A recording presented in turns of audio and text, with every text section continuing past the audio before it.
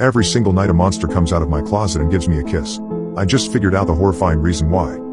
I was a typical little runt that used to think a monster was in my closet. When I was 5 years old, I was always hopping out of my bed and dashing straight into my dad's room screaming, "He's here! He's here!" Like the laid-back kind of guy he was, my dad would get up in the middle of the night without a fuss and walk me back to my room. The first thing he did once we got there was go to my closet and open the door, to show me for the 100th time that there was nothing there. Often he spun back around with a smile, pointing right at the empty space in the doorway. "You have one hell of an imagination, sport," he once said. "Now let's get you back to bed." It was routine for him to tuck me in and give a gentle kiss on my forehead every time he did this, followed by one last smile before heading out. Even at that young age, I wasn't easily swayed by Dad's late-night closet inspections. I knew there was something there. How it just seemed to disappear every time Dad checked the closet was beyond me. When Dad wasn't around to check anything, I'd hear persistent noises coming from the closet. Sometimes it was the classic bump in the night. I used to also hear humming, like someone trying to desperately escape a hand covering their mouth. At other times I swore I heard crying. I remember thinking, now why is the monster crying? The monster's crying made me cry for many nights. My little heart was leaping rapidly as I watched the door shake, and the doorknob rattle as whatever was inside tried to get out. As I got older I was still experiencing the same, and I can tell you one thing, it was barely any less frightening than before. But being older also meant that it wouldn't be as acceptable to go running into a parent's room every time I got scared throughout the night. So I found ways to deal with it. From then on, when I heard the first hum or cry from the closet, I just pulled the covers over my head and wait for it to stop. Which it usually did. Or put my earbuds on and turn the music up to high volume. Several times I'd take them out and still hear bumping and crying. I went years not knowing exactly what was lingering in the pit of my closet. The main reason being I always made sure to keep my closet door locked and shut before going to bed. Other than the strange noises coming from my closet, I would also hear Dad walking around the house every other night. At random times I'd hear him walk all over the house, opening doors and rummaging. Anytime I heard him coming down the hall towards my room I pretended to be asleep. He always walked past and continued on doing whatever he was doing. The first time he did enter my room, I was surprised to see that he was fully clothed. He had on his usual outdoor fit, his flannel shirt, cargo pants, and baseball cap. Why was he all dressed up in the middle of the night? He went straight to my closet and pried the door open. After rummaging inside for a few seconds he closed the door, then came over to my bed to give me a kiss on the cheek. He exited my room afterwards. Some nights he'd leave the house and I'd hear the engine on his pickup truck go off outside. After hopping out of bed and peering out my window, I could see him cruising past me on the road. He usually came pulling back in about an hour later. Then he'd go to the shed that sat many yards away from my window. Where could he possibly need to go past 3 in the morning? Weirdest thing was, he never mentioned any of it to me on the following day. Never told me about him getting up in the middle of the night to make rounds. One night when Dad came into my room, he forgot to close the closet back before he left. But this time I was asleep when he came in. I just so happened to wake up and see my closet door slowly creaking open. I hopped out of bed and rushed over to close it. But I stopped when something reached out of the crack. A hand. It was very filthy and dirt covered. The hand reached around for some seconds, until it got a hold of the edge of the door. The door opened wider. Slowly I started to back away, fear now starting to consume me. But the monster was about to consume me next. We slipped up, Dad slipped up, and the monster would finally get what it salivated for, after so long. As the door creaked open even wider, I felt my heart leaping in my chest. I turned to run before the door opened completely, but it was too late. By the time I took my first step, the creature in the doorway had already made itself visible. Well, it might as well have been a creature. The creature in my closet turned out to be very human. It was a young woman. Strings of her wet and soggy hair stuck to the sides of her face, which was streaked with dirt and sweat. She wore nothing but a bra and torn panties. The rest of her body appeared to be slightly filthier than her face, like she hadn't showered in months. She looked as if she wasn't able to stand or walk, or at least had a hard time doing so as she struggled to even stay on her knees. As soon as the woman saw me, her eyes widened. Then she started reaching out to me with one hand. At the time, the sight of this scared the shit out of me. But the more I look back and think about this moment, it's now obvious that the woman had more fear in her than I did. She was terrified. If she could scream, I'm pretty sure she would have awakened my father by now. She wanted to scream. Only problem was, her lips had been stapled shut, from one end to the other. The closest she could get to screaming was the familiar humming I've grown accustomed to after so many years. In the middle of all the desperate humming, I swear could hear her trying to say, "Please," or "Get me out of here." Her eyes grew watery, then many tears streamed down her filthy face. She kept reaching out to me. Then she started crawling towards me in a wobbly fashion. Still scared out of my mind, I backed away until I hit the wall behind me. Then I dropped to the floor, staring at the thing that I'm pretty sure used to be a normal, decent-looking young lady. I knew I could have stood up and bolted past her with ease, but I couldn't look away. What was happening before my eyes was surreal. So this was it?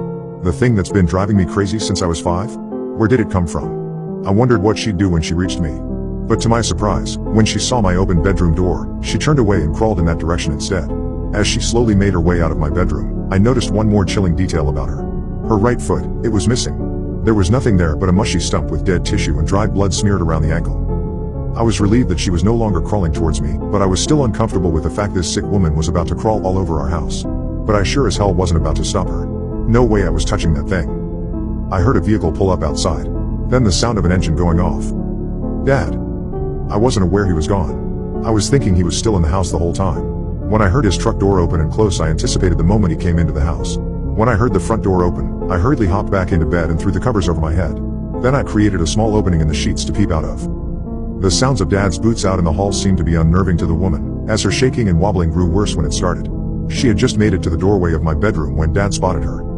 "Oh, no you don't, darling," Dad said with a chuckle. The woman tried to scream, but of course couldn't. Dad picked her up and threw her over his shoulder. She wiggled around, delivering several weak kicks and punches to the air in an attempt to escape Dad's grasp. But it did no good. Dad went to my closet, then I heard him close and lock something inside. On the way out, the woman continued to struggle and make several feeble attempts at breaking free. I peeped her grotesque face looking at me as Dad left. "Now I've had enough of you," Dad muttered out in the hall.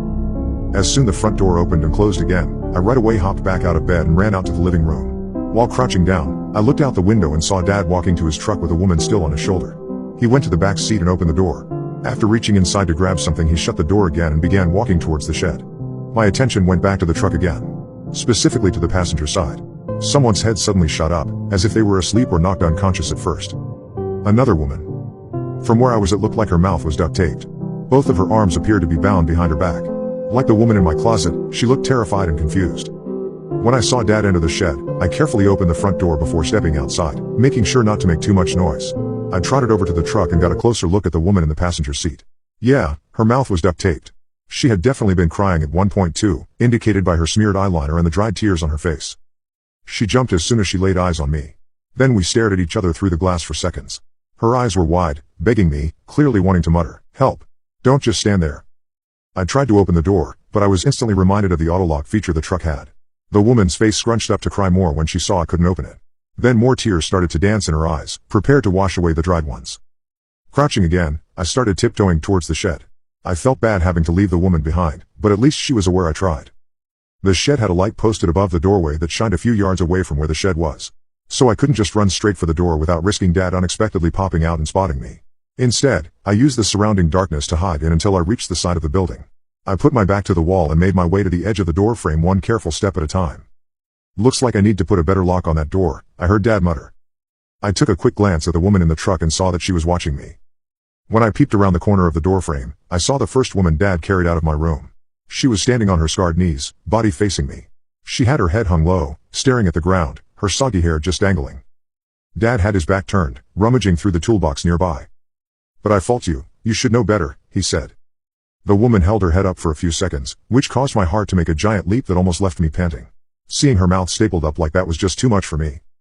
But there was something else behind the woman that caught my attention.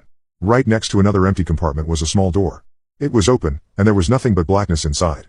This was a surprise to me, because of all the times I've been in the shed with Dad, I've never known this area to have a door. When I saw Dad starting to turn around, I backed away, then leaned in again only to see him standing in front of the woman. He was holding something at his side, a staple gun. I started to panic again upon seeing this, but calmed down when I saw Dad place the staple gun behind him on the workbench. He reached into one of his pockets and drew a large Bowie knife. I could hear the woman starting to whimper. "You had some nerve," Dad chuckled, before raising his knife. He stabbed the woman somewhere within her upper body, but I couldn't see, as he was in the way. I could only hear the blade puncture her, as she coughed and choked. As Dad started moving his arm in a back and forth motion, I could also hear the woman's blood splashing the shed floor relentlessly. "No," I whispered, very silently.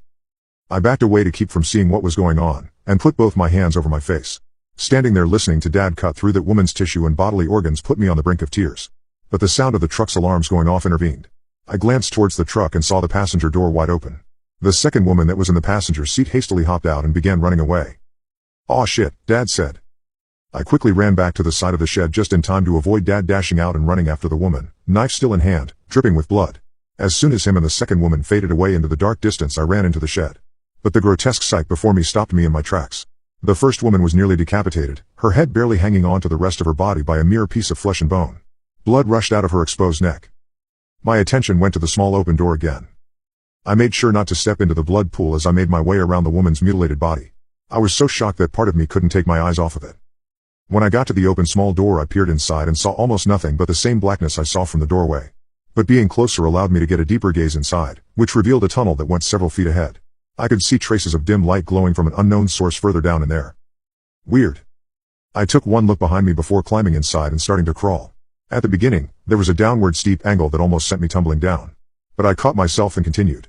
The length of the tunnel seemed to be much greater than what I anticipated, as around a minute had passed and I was still crawling.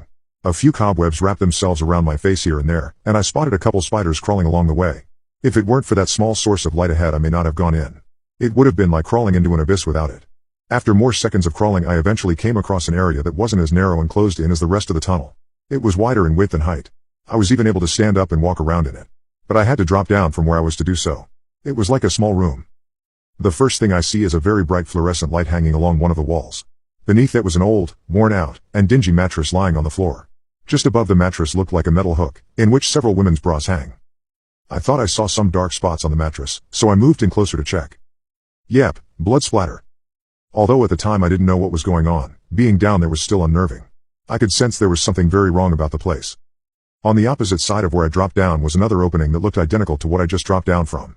The tunnel extended even further than this. At this point, I was already yards away from the shed. What could possibly go beyond this area? I left the area and climbed into the opening on the other side. After crawling from there for a few more minutes, I surprisingly reached an end. It was of course dark, so at first it appeared that the end was dead. I thought I'd have to turn around and backtrack the entire distance I came. But after reaching and feeling around, I accidentally lifted something above me. Whatever it was heavily fell back down. I lifted it again. It appeared to be a trapdoor of some sort. I sighed, thinking there was yet more to discover. I lifted the door once again, this time cracking it open completely. After raising my head through the opening, I was surprised to see my bedroom. In front of me was my bed a short distance away. I could hear the soft breeze from my open window. Confused, I climbed out of the hole I was in and glanced behind me. Nothing there but a patch of darkness with some of my junk sticking out in different areas. I closed the door I came out of, and found that at first glance it was very hard to notice the boundary between the door and the rest of the surrounding floor. This was hiding in plain sight the whole time. But why would he want to put this in my closet? My guess was that he thought I'd never think to look in my own room for a secret dungeon. Get off of me. Let me go. I heard a feminine voice scream outside the window. Before I even came close to the window, I could already see Dad from a distance, dragging the woman towards the shed by her leg. She tried her best to kick Dad with her free leg as she wildly threw her arms, screaming. Please. She continued begging until her and Dad both entered the shed. A minute later, Dad came back out again and shut the door behind him. When I saw him turn and began heading in my direction, I quickly ducked then trotted to my bed while still crouching. I laid under the covers and waited until I heard the front door open. The sound of his boots thudding the floor seemed more terrifying to me now. As the thuds got closer to my bedroom, my heart leapt uncontrollably. In my mind, this was no longer my dad in my room anymore. This was someone else. Feeling the covers being pulled from over my head made me jump. But luckily I don't think he noticed. I shut my eyes and pretended to be asleep. The smell of gasoline and kerosene radiating from his clothing filled my nostrils. He kissed me on the forehead before retucking me in. I heard him go to the closet and shut the door. Then he left my room, before leaving the house. There was a brief moment of peace, but it wasn't too long before the horrifying screams of agony echoed from the shed. Unfortunately, the strange sounds in my closet didn't stop. For many years going on, I was still tormented by the shaking and humming on the other side of the door. After that night, I knew it was her down there, the woman I saw in Dad's truck. Every time I heard the humming and bumping from then on, all I could do was just imagine her stapled lips and filth-covered body. Just desperately beating and clawing away in hopes of escape. Wanting to scream but can't, no matter how scared she was. I was sure she met the same fate as the first woman. But being aware of what it actually was inside barely reduced the fear. Honestly, knowing the truth may have made things worse. Although I saw Dad kill the monster in the shed, the monster still wasn't really dead. It continued to live underground beneath my closet, psychologically tormenting and filling me with a fear I'm sure was mutual. The monster wasn't going to die anytime soon, as it also came into my room and gave me a kiss every night.